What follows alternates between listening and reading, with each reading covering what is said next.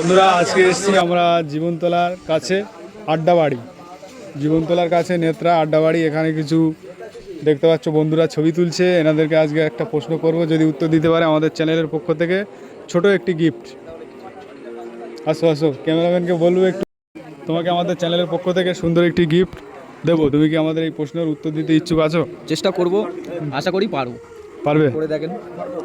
এমন কোন জিনিস যে জলে ভিজালে শক্ত হয়ে যায়, এমন কোন জিনিস? সেটা বলতে পারলে তোমার আমাদের চ্যানেলের পক্ষ থেকে তোমার একটা সুন্দর গিফট দেবো। বলো। আমার মনে হচ্ছে তো ইট হতে পারে। ইট তো এমনিতেই শক্ত। আমি বলছি জলে ভিজানোর আগে সে নরম থাকে, জলে ভিজালে শক্ত হয়ে যায়। জলে ভিজালে শক্ত হয়ে যায়। জলে ভিজানোর সাথে সাথেই শক্ত হয়ে যায়। বলো। একটু ভাবতে দেন,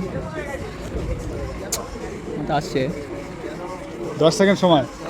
1 2 3 4 5 সিমেন্ট হতে পারে। 6। সিমেন্ট।